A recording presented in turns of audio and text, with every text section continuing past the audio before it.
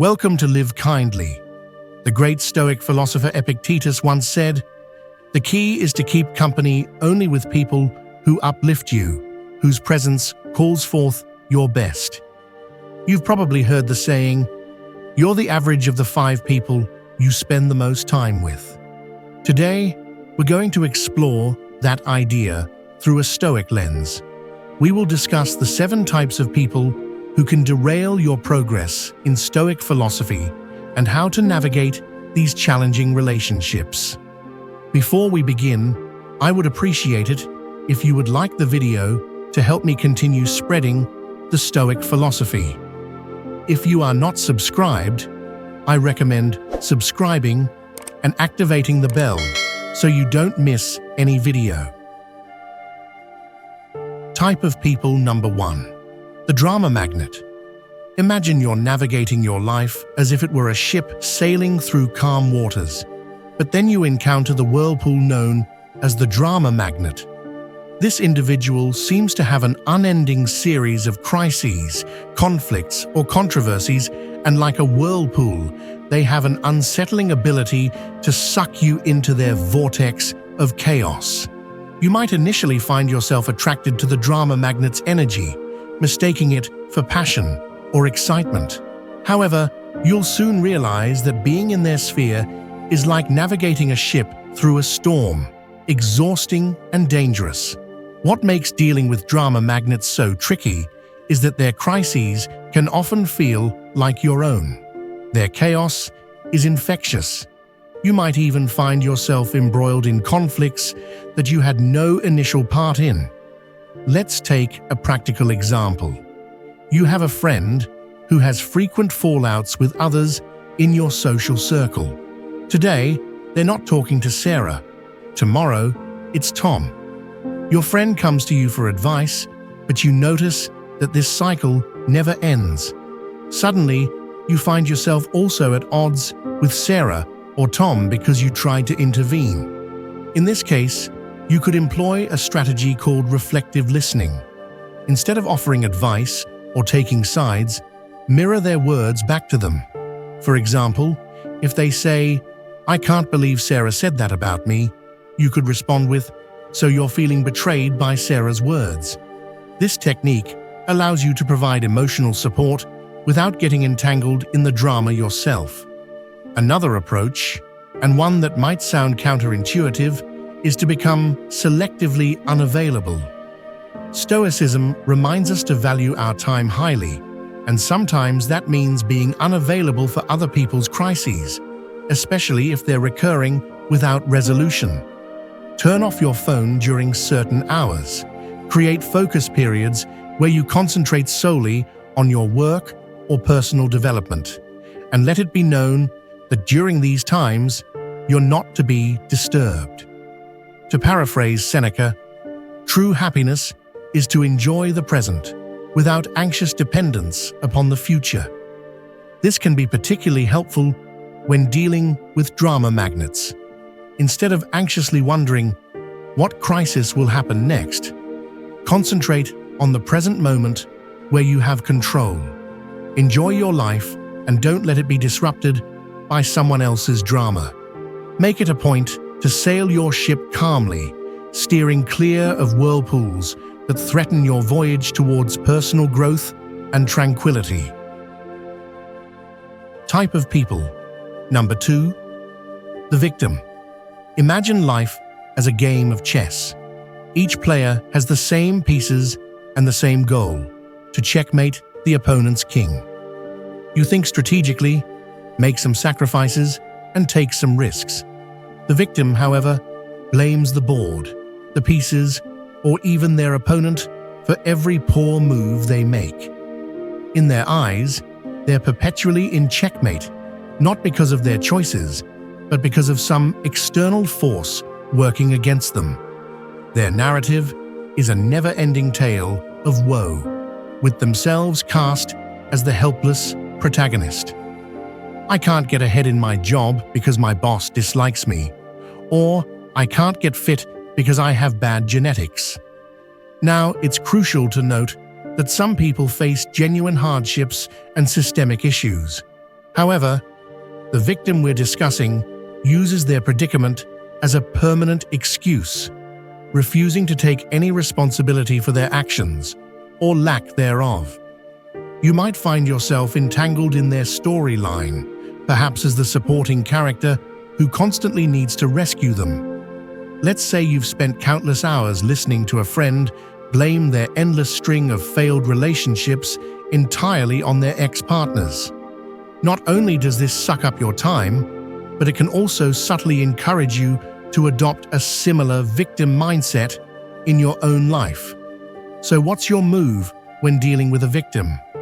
It might be tempting to become their savior, offering endless advice and emotional support. But the Stoics would caution against this. They'd recommend drawing a firm boundary to protect your own mental state. You could employ a technique known as compassionate detachment. Show empathy and kindness, but don't try to rescue them from situations they need to navigate themselves. Offer a listening ear, but refrain from becoming their perpetual problem solver. Marcus Aurelius once said, "The best revenge is to be unlike him who performed the injustice." If you find yourself sucked into the victim's narrative, resist the urge to become one yourself.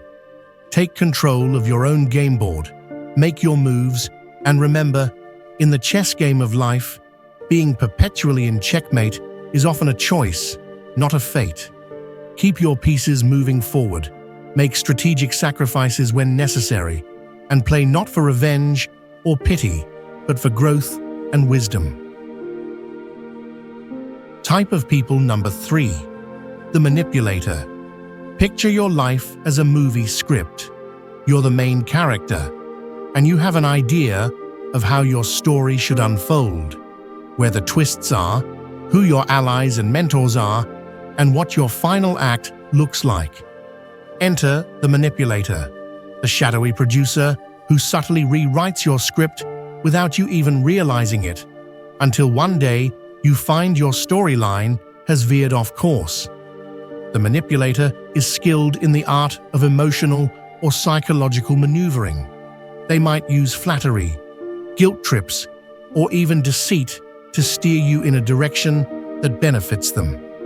You might have a friend who always manages to get you to pay for dinner by saying something like, "You know, I've been having a rough month and you're so successful. It wouldn't mean much to you, but would make my day better."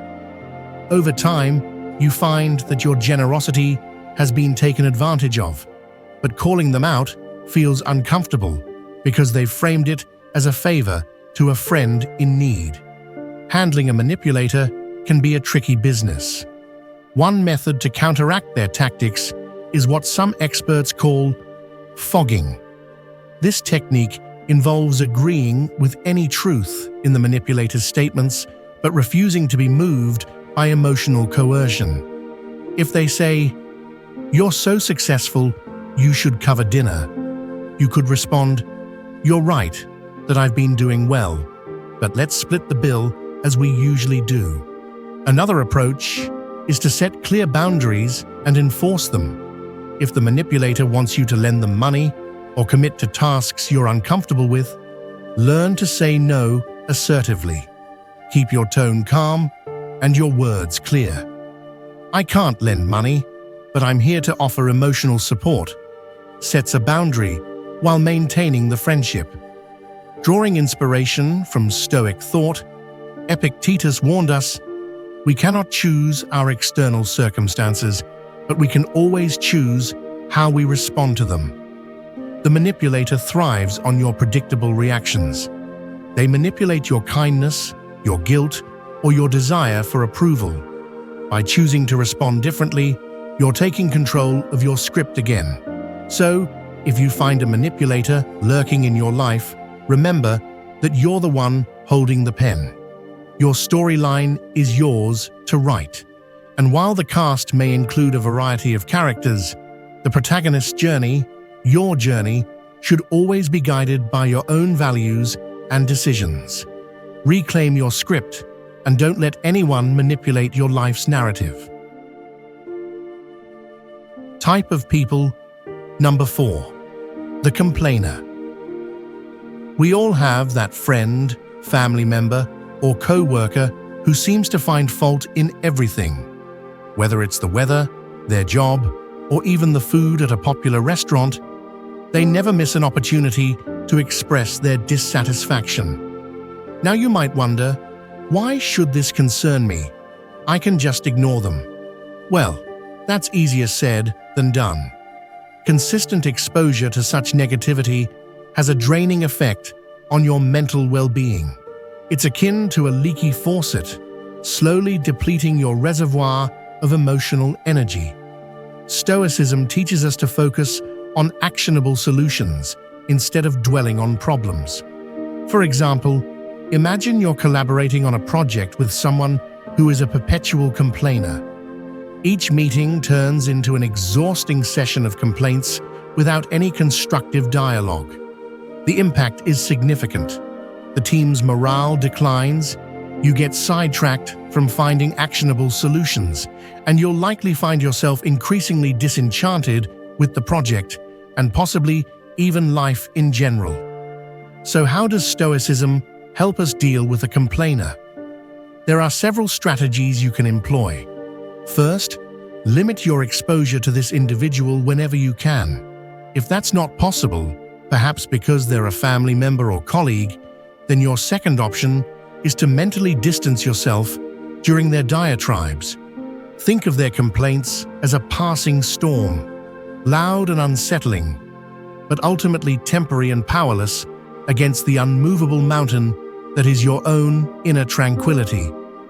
Your third option is to steer the conversation towards solutions or to change the subject to something more constructive. To quote Marcus Aurelius, "You have power over your mind, not outside events. Realize this, and you will find strength." This timeless Stoic wisdom encourages us to guard our mental peace diligently, ensuring that the negativity from chronic complainers doesn't deviate us from our Stoic path of resilience and virtue.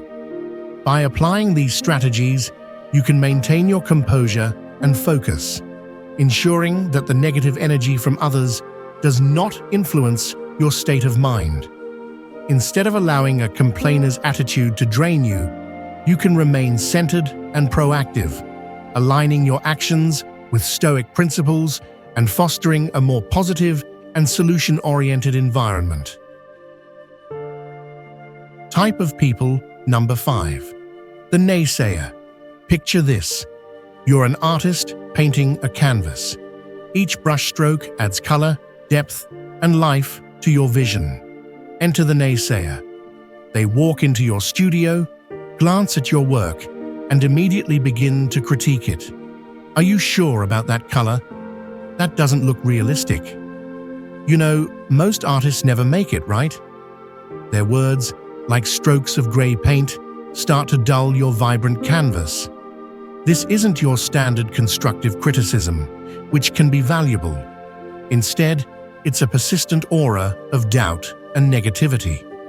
Now, how do you deal with a naysayer, especially when they might be someone close to you? One unconventional but effective method is to ask them for advice rather than just sharing your plans or aspirations. When people are put in an advisory role, they're less likely to attack your ideas outright and may offer more constructive feedback. Another method involves flipping the script through a technique called positive confrontation. Instead of absorbing their negativity, challenge them to think of solutions. If they say, "You'll never be able to switch careers at this stage," counter with, "Interesting perspective. How do you think someone could successfully make a career change then?" This not only deflects the negativity, but also encourages a more constructive form of conversation. Remember the words of the Stoic philosopher Epictetus. "We have 2 ears and 1 mouth, so that we can listen twice as much as we speak." Listening doesn't mean absorbing everyone's negativity. It means discerning valuable input from mere noise. When the naysayers start to cloud your canvas with their shades of doubt, take a step back. Listen, reflect, and continue painting your own life with the colors that speak to you. Don't let anyone turn your vibrant masterpiece into a dull gray landscape. By using these techniques, you can maintain your focus and enthusiasm, ensuring that your vision remains intact despite the doubts and negativity of others. Embrace your creativity and confidence, and let your unique perspective shine through in everything you do. Type of people. Number 6. The toxic positivist. You know this person. They're always exuding sunshine, rainbows, and endless streams of emojis. They're the ones telling you to just be happy when you're going through a difficult period, dismissing your feelings and experiences with a flippant wave of glittery optimism. Imagine your life as a garden. There are flowers, but there are also weeds and pests. A toxic positivist, however, insists on ignoring anything that isn't a blooming rose. Got aphids on your leaves? Just focus on the flowers. Don't let negativity into your garden, they'd say. While it sounds uplifting, their approach can make you feel invalidated and disconnected from reality. Suppose you're going through a tough breakup. You're sad, confused, and seeking some emotional balance. The toxic positivist's advice? There are plenty of fish in the sea. Just smile and be happy. This sort of excessive positivity neglects the complexities of human emotion and the realities of life's challenges. How do you cultivate your garden without letting the toxic positivist trample it with their indiscriminate sprinkling of good vibes only? One strategy is to engage them in a discussion that embraces both light and shadow. If they say, "Look on the bright side, at least you have your health," you could reply, "Yes, I'm grateful for my health, but it's also okay for me to feel upset about this specific issue." Both can coexist. You can also employ what psychologists call emotional granularity, the ability to feel and differentiate between a wide range of emotions, both positive and negative. When the toxic positivist pushes you to just be happy, take a moment to acknowledge and label your nuanced feelings. "I'm feeling a bit melancholic today due to X, and that's okay," can be a liberating affirmation. To reference Stoic thought, Seneca once said, "True happiness is to understand our duties toward God and man, to enjoy the present, without anxious dependence upon the future." Notice the balance, understanding duties, which aren't always pleasant, and enjoying the present. A Stoic approach isn't about focusing solely on the positive or the negative. It's about embracing life's complexity with equanimity. So the next time the toxic positivist sprinkles their confetti on your carefully tended garden, take a step back. Remember, a garden needs both sunshine and rain to flourish. Embrace your full emotional spectrum and keep nurturing your garden with the richness and complexity it deserves. Type of people. Number 7. The time vampire. Imagine your daily routine as a carefully crafted symphony. Each instrument represents a task or commitment, and when played together, they create a harmonious balance. But then, the time vampire joins in, screeching off key, drowning out your melody, and turning your beautiful composition into discordant noise. The time vampire is not necessarily malicious. In fact, they might seem quite benign. It could be a colleague who constantly interrupts you with trivial questions, turning your productive workday into a series of fragmented moments. Or it could be a friend who invites you to countless social events that you're not interested in, making you feel obligated to attend and draining your time and energy. These interactions might seem inconsequential in the moment, but their cumulative effect can be profoundly disruptive. So how do you protect your symphony from being ruined by a time vampire? One effective strategy is the Pomodoro technique, a time management method that involves breaking your work into intervals, traditionally 25 minutes, separated by short breaks. During these intervals, you make it clear that you're not to be disturbed.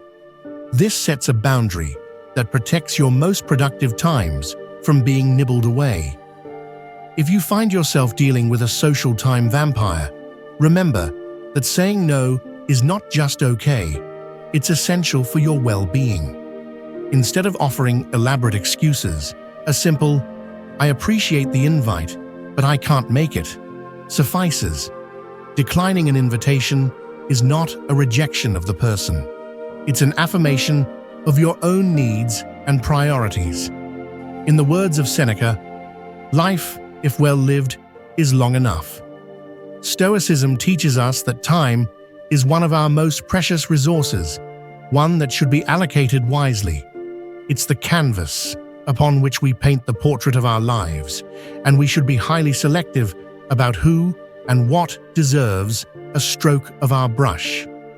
In the grand composition of your life, make sure each note, each instrument, each melody aligns with your greater purpose. Don't let the cacophonous intrusion of a time vampire throw your symphony into disarray. Hold the baton firmly and conduct your life with purpose, ensuring that every moment is a note well played in your harmonious masterpiece. These Stoic lessons provide practical tools for mastering your emotions and navigating life's challenges with steadfast resolve. By integrating these principles into your daily life, you can cultivate a deeper sense of inner peace and strength. Thank you for joining us on this journey. If you found these lessons helpful, please like the video, subscribe, and activate the bell to stay updated on our latest content. Let's continue to spread the wisdom of Stoicism together.